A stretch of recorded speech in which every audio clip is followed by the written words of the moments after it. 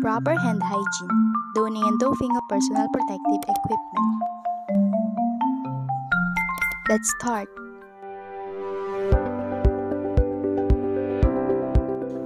Hand hygiene, an essential part of standard precautions in healthcare setting. Hand washing, best way to remove germs, avoiding getting sick and prevent the spread of germs and viruses. Steps in performing the routine hand washing technique.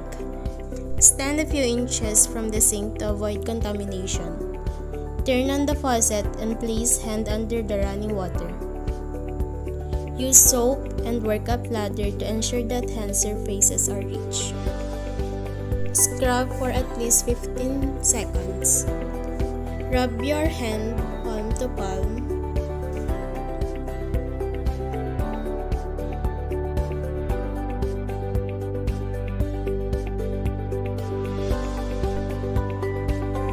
Back of fingers to opposing palms with finger interlock. And then rotational rubbing of left thumb clasped in right palm, vice versa. Rotational rubbing backward and forward with clasped finger of wrist hand in left palm, vice versa. And then rinse the hand from the wrist to fingertips using a downward motion.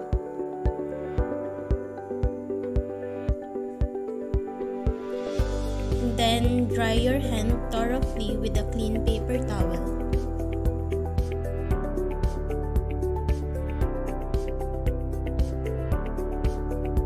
And for the last step, use the paper towel to close the faucet. Then the hand antisepsis, an antimicrobial soap or alcohol-based hand sanitizer to remove transient microorganisms. So this is the procedure in antisepsis. First is apply enough alcohol-based hand sanitizer to the palm, over all surfaces, the hand and forearms. Then rub hands and forearms vigorously until dry. It is usually take 20 to 30 seconds.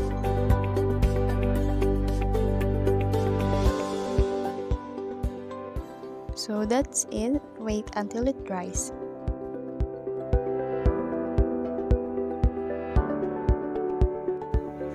Next is the donning of PPE. PPE is worn to protect the healthcare worker from splashes of blood and specimen during the patient care activities. First, ensure choice of gown size is correct. Then put the isolation gown. Tie all of the ties on the gown.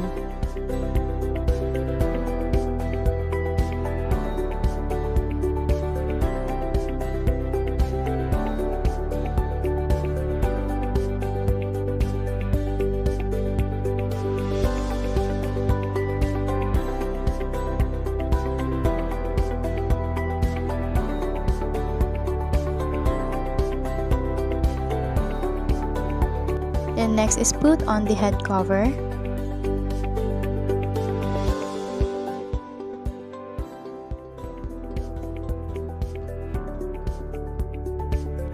The shoe cover.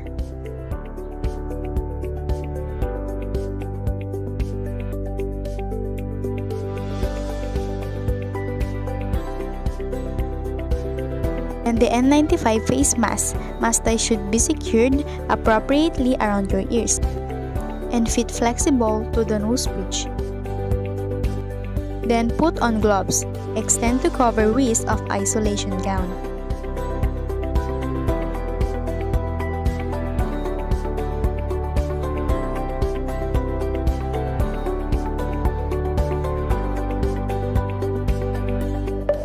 Other POV. The first you wear on your body is lab gown. First is insert one arm into the sleeves. Next is insert the other arm into the sleeves. Adjust the shoulder and the sleeves until they are compatible.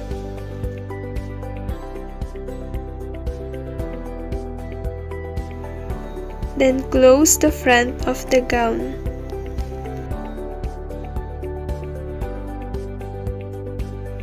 Second is face mask or N95. Place mask on your face. It should cover both the nose and mouth. Third is the eye protection. It is either goggles or face shield. It must be placed over the face.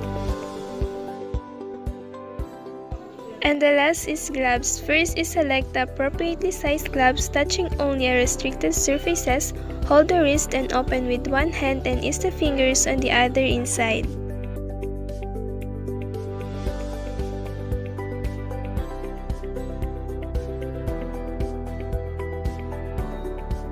And repeat for other hand. And check to make sure there are no holes or tears. Doffing of PPE. PPE are removed at the anteroom or before leaving the room of the patient in an aseptic, sterile, and pathogen-free way to avoid contamination. First is to remove the head cover and put in an intended trash can. Then remove gloves. Grasp the outside of the cup of the gloves and peel off, holding the glove in the glove hand. Then insert the finger underneath and peel off second glove. Then start removing the face mask. It should be removed only by touching the string. And begin to remove gown, untie all ties, do in gentle manner and avoid forceful movement. And also remove the shoe cover after.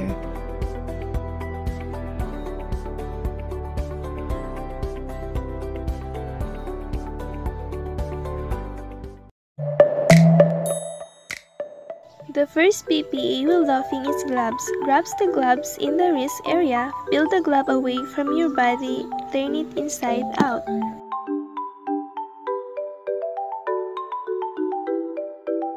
And repeat for other hand.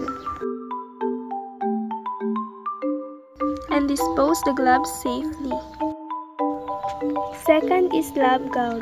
Release the front closure and slide a finger in one hand under the clip on the opposite sleeves and pull in the arm from the sleeves and then remove completely and hang the gown in its proper location. Third is the eye protection. Hold both sides to remove it properly. And the last is face mask. Remove the straps and then discard in a waste container.